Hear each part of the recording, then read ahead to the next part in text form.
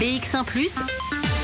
L'invité de Fabrice Grosfilet. Et on est justement qu'un conseiller communal de la ville de Bruxelles, mais un membre de l'opposition, c'est David Wetzman pour le mouvement réformateur. Est-ce que vous soutenez le bourgmestre lorsqu'il trouve des solutions temporaires mais pratiques à une crise qui existait, comme celle de l'accueil des demandeurs d'asile qui campaient devant le petit château ou pas ? Bonjour Monsieur Grosfilet. En tout cas, je trouve qu'on doit évidemment trouver une solution. Je veux dire, c'est pas possible de voir effectivement dormir des gens dans la rue par ce grand froid.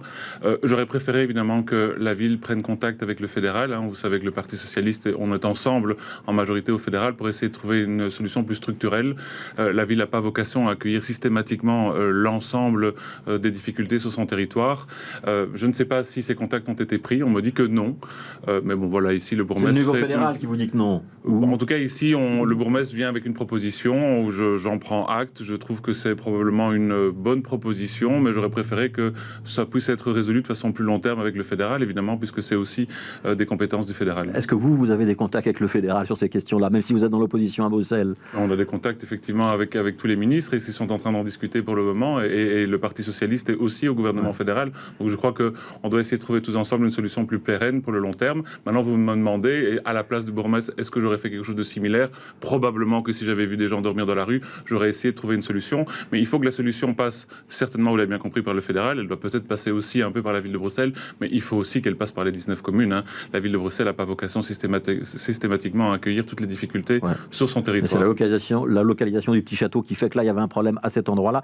Dernière question sur ce dossier. Quand Philippe Claus dit « J'espère que le fédéral va nous rembourser sur la location de ces chambres d'hôtel », vous êtes du même avec lui, il faut que le fédéral rembourse ? J'ai remarqué que vous lui avez posé la question un peu directement et qu'il a dit pourquoi pas. Donc je suppose qu'il a posé la question au fédéral. Est-ce qu'il a introduit une demande de remboursement ? Je ne sais pas. En tout cas, toujours est-il qu'on ne doit pas se renvoyer la balle comme ça. Je vois ce qu'on essaye de faire et de démontrer que la ville de Bruxelles est peut-être plus accueillante que d'autres. Non, la ville de Bruxelles a son lot de difficultés. Le petit château entraîne aussi des difficultés. Il y a des compétences qui sont établies et il faut que le bourgmestre prenne contact avec les ministres. Ça tombe bien parce qu'il y a des ministres socialistes au fédéral pour trouver une solution pérenne. Et après, le jeu de financement, moi je rentre pas là-dedans. Alors, vous êtes le chef de file du mouvement réformateur pour la ville de Bruxelles. Vous êtes également député régional au Parlement bruxellois pour le mouvement réformateur et membre de la commission intérieure, si je ne me trompe pas, et en tout cas celui qui suit abondamment le dossier taxi Uber pour le mouvement réformateur. La commission des affaires intérieures a pris acte des propositions d'ordonnance permettant de relancer Uber et Hitch ce matin, c'était tôt ce matin, et elle a déjà convenu d'un nouveau rendez-vous jeudi soir à 20h30 pour entamer l'examen de ces propositions. Convoquer une commission un jeudi à 20h30, c'est le signal qu'on veut aller vite, il y a urgence ? Enfin, d'abord, peu importe, je suis le vice-président de la commission mobilité, si je me permets de préciser, c'est parce que je suis effectivement des dossiers mobilité à l'intérieur, parce que le gouvernement initialement avait décidé de scinder la compétence transport rémunéré de personnes et mobilité, avec transport rémunéré de personnes auprès du ministre-président. Je le dis parce que une des difficultés, c'est celle-là aussi, c'est que le ministre-président a saisi un dossier qu'il n'avait pas envie de gérer. C'est de la compétence directe de Rudy Vervoort. C'est la compétence directe de Rudy Vervoort. On attend cette réforme dont vous parlez depuis des années, cette réforme avec mêmes droits, mêmes obligations pour tout le monde. Elle n'est pas arrivée. Et donc, effectivement, on a une crise. On doit quand même rappeler cette crise. Donc, ça veut dire que 2000 chauffeurs aujourd'hui ne peuvent pas travailler.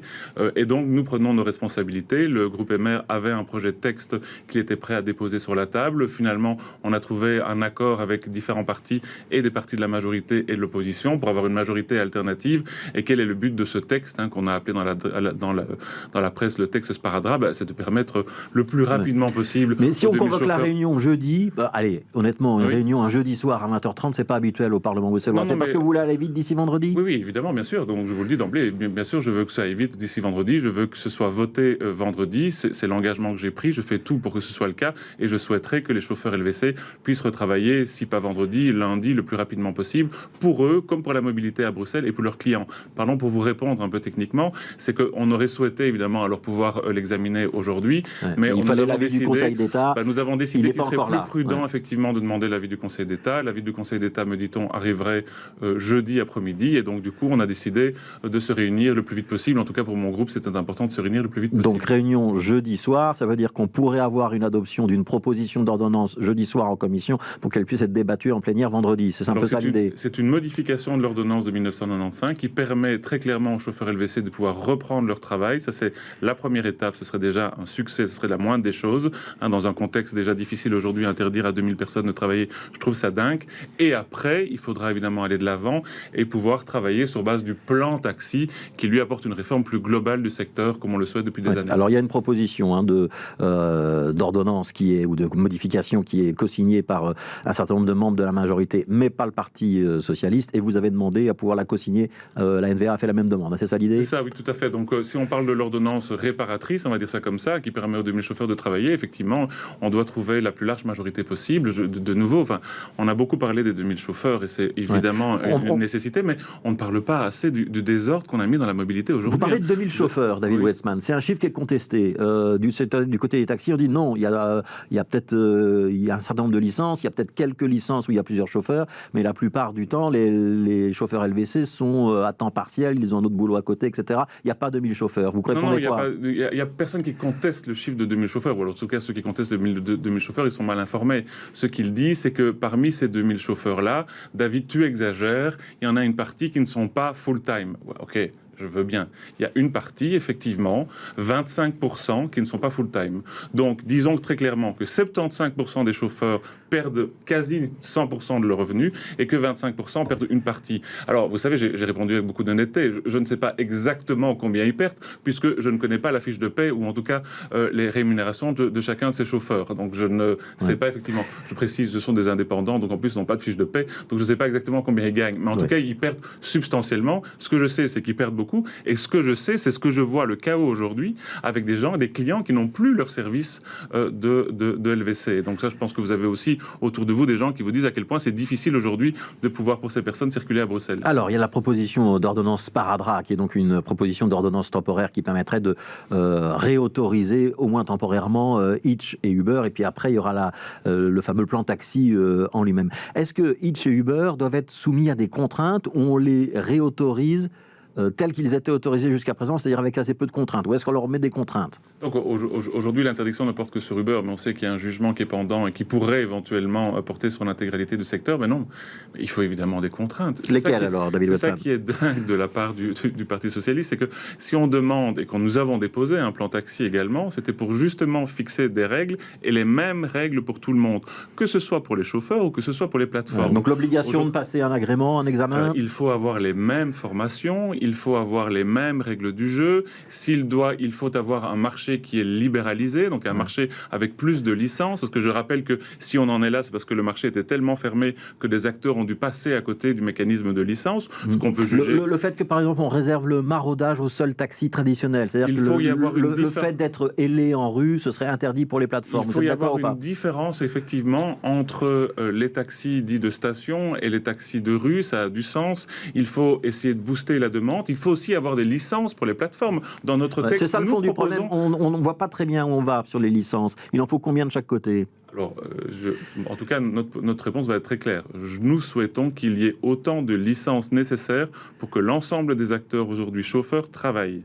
Aujourd'hui, il y a plus ou moins 1200 licences taxi, il y a 1200 licences LVC, et il y a des chauffeurs qui circulent aujourd'hui sur le territoire bruxellois avec des licences flamandes ou wallonnes. Si demain, on oblige chacun à travailler avec une licence bruxelloise, ce qui pourrait être une piste, nous souhaitons qu'il y ait le nombre nécessaire, à mon avis, aux alentours... Donc c'est 50-50, à peu près autant de l'un, autant de l'autre, si je vous comprends bien. Le nombre nécessaire global de licences. Et ce qu'on souhaite aussi, s'il vous plaît, c'est qu'on puisse alors mettre ce problème de côté, puisque déjà, on fait un grand pas en avant, on accepte le mécanisme de numerus clausus. Reconnaissez quand même que pour un libéral, le mécanisme de numerus clausus, c'est pas la panacée. Hein. On fixe un nombre maximum, de licences. Nombre de licences. Moi, voilà, il y a plein de secteurs d'activité qui souhaiteraient avoir un nombre de licences pour éviter d'avoir de la concurrence. On fixe un nombre de licences et on renvoie vers une commission indépendante d'experts cette question tous les 2 ans. Parce que qu'est-ce qui est important? C'est qu'il y ait assez de chauffeurs pour les besoins en mobilité. Or, qu'est-ce qu'on se rend compte aujourd'hui en région bruxelloise? On se rend compte que la demande de mobilité, l'utilisation des transports rémunérés de personnes est beaucoup plus faible que dans les pays qui nous entourent et dans les villes qui nous entourent. Donc, il faut tout faire pour booster cette demande et faire en sorte que ce transport rémunéré de personnes, taxi, LVC, je ne rentre pas dans cette guéguerre, soit un vrai complément au transport en commun. Alors, il y a donc cette réunion de la commission jeudi soir, réunion en séance plénière vendredi. C'est pas impossible que malgré tout la majorité arrive avec un nouveau texte ou des amendements où elle pourrait se rabibocher. Ce serait une déception pour vous ou vous seriez beau joueur? Non. Moi, ce que je veux, c'est à court terme que ces chauffeurs puissent travailler. Point. c'est ce que je veux, à court terme. On est dans une crise et on interdit à des gens de travailler. Et que le Parti socialiste soit à la base de ça, je trouve ça dingue.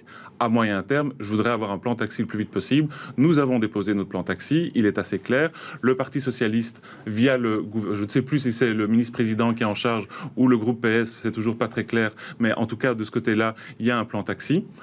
Je lis, parce que nous l'avons reçu il y a 2 jours, que ce plan taxi n'est pas très éloigné d'ailleurs du plan taxi qui avait été proposé par Pascal Smet il y a 2-3 ans. Donc je vous informe qu'on pourrait même peut-être trouver des compromis à moyen terme sur ce plan taxi. Vous pourriez voter le texte déposé par Rudy Verdorf, peut-être. On va nous l'examiner. Donc nous avons notre propre plan taxi qu'on va proposer. On va examiner le leur. On va faire une large concertation et consultation également des secteurs taxi et LVC, ce que eux n'ont pas fait. Et si ce plan est bon, évidemment, je me réjouis qu'on puisse le voter. Si c'est le cas. Sinon, on a un texte alternatif et on trouvera peut-être aussi une majorité alternative autour de ce plan taxi. Ouais, vous savez que s'il y a une majorité alternative, ça complique quand même considérablement la vie du gouvernement bruxellois. Oui, d'accord, mais après les manœuvres qu'on vient d'avoir, après un ministre-président qui se défait de ses propres compétences, qui ne propose pas de réforme pendant des années, son texte est repris au sein du Parlement, enfin tout ça, et après une interdiction de 2000 personnes de travailler, des clients sans leur service, excusez-moi que ça m'est égal si on trouve une majorité alternative. Ce qui m'importe,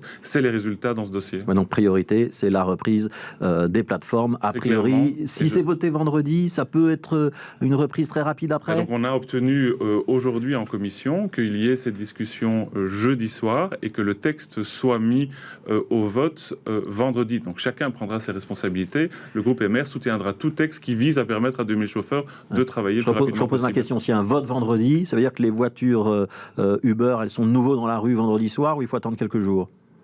Bon, écoutez, je suis pas chauffeur LVC, puis je suis pas le CEO d'Uber, donc je n'en sais rien. Mais en tout cas, nous avons demandé 2 choses à Uber, c'est que dès que cette ordonnance est votée, ils fassent le nécessaire pour que le plus rapidement possible les gens puissent travailler. Et 2, nous leur avons aussi demandé, nous les libéraux, qu'ils puissent donner un financement à ces chauffeurs, à ces indépendants, une indemnisation. Ils ont promis 500 euros. Et ils ont promis de débloquer 1 million d'euros.